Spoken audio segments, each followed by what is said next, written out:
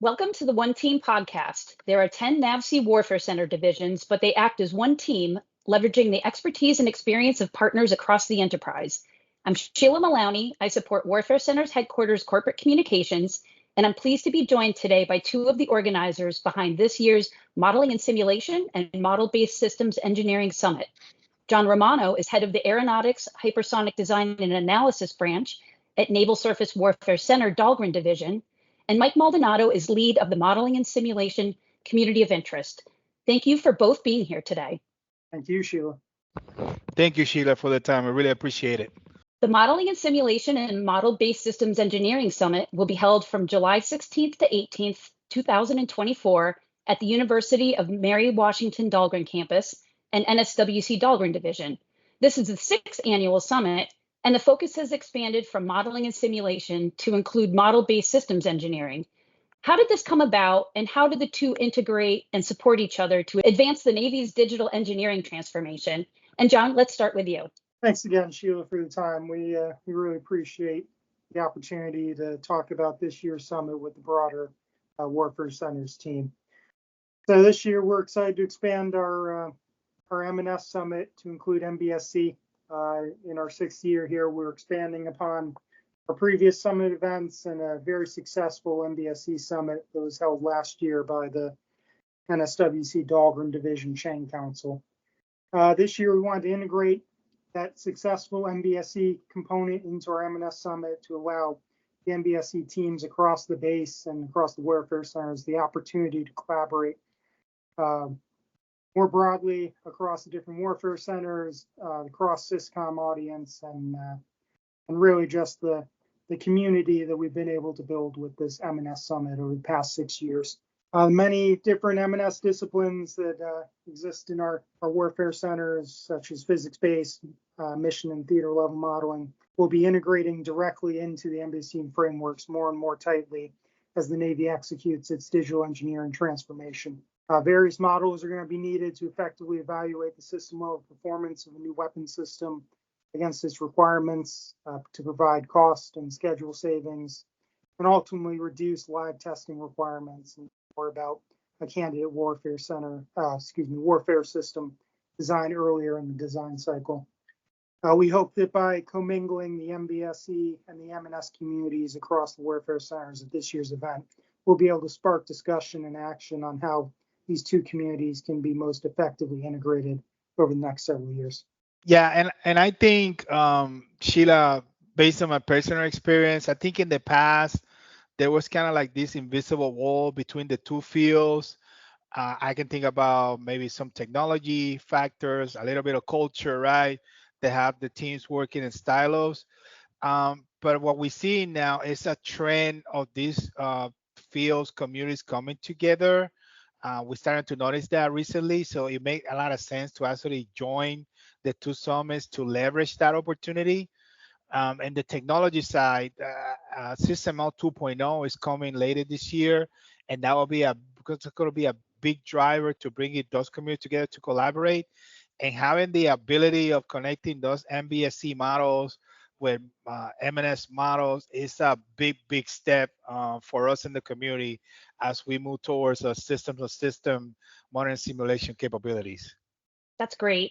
Let's talk about this year's theme. It's M&S and MSBE for a wartime posture. The Chief of Naval Operations has made warfighting, delivering decisive combat power, her number one priority. How do modeling and simulation and model-based systems engineering contribute to warfighting readiness? Absolutely. So we felt that this year's theme was very relevant and timely to the current state of the world. Obviously, we've got a lot of conflict going out in the world right now, and we wanted to ensure that our community was engaged on helping to fulfill the CNO's top priority. There are several general things we want the community to think about during this year's event. The first is going to be how can our models and tools help analyze real-world data to give the fleet better understanding of recent events and engagements around the world. The second is how can we minimize the complexity of our models so that these models can be run more quickly and efficiently to provide timely information to the fleet and allow us to consider large numbers of different warfighting scenarios so that the fleet is best equipped for the future fight. The third thing we're hoping the community is going to take away is how we can leverage lessons learned from the fleet to validate our modeling and MBSE frameworks, and ultimately streamline the design and fielding process for future weapon system capability.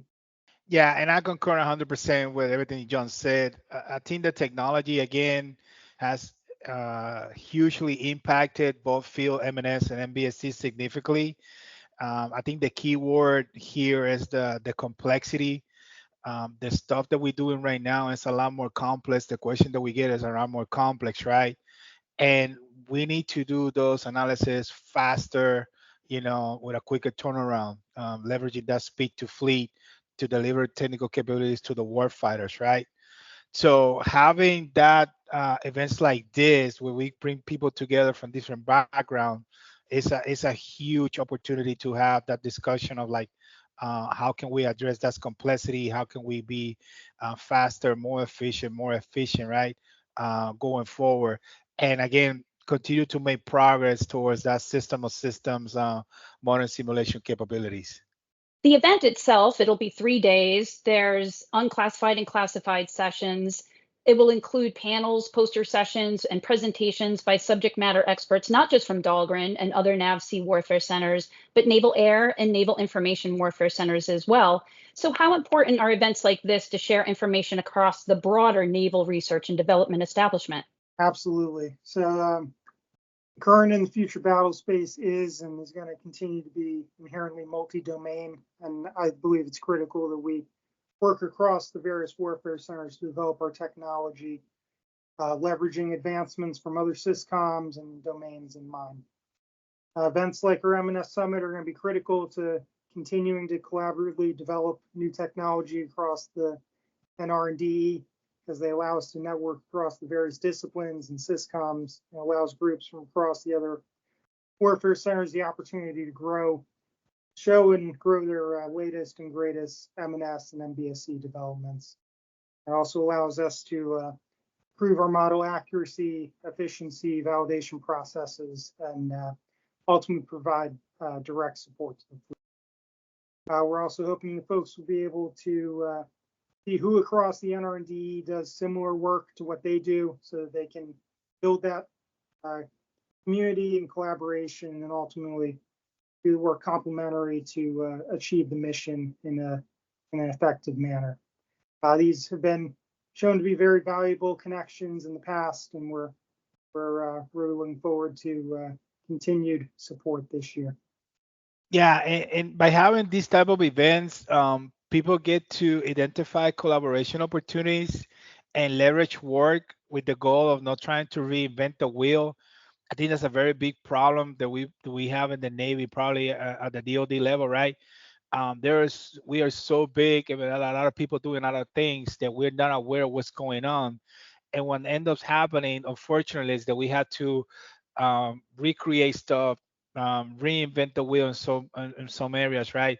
And when we do that costs the Navy money, and it costs time, right? So how can we provide the products to a warfighter faster without compromising the technical rigor? And I think that's where this combination of model-based system engineering and modern simulation can make a huge impact, right?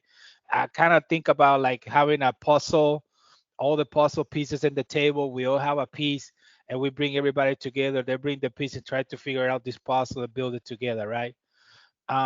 Most of the time, also, we are working in our own area, and we don't have time to pay attention on what's going on outside of our technical field.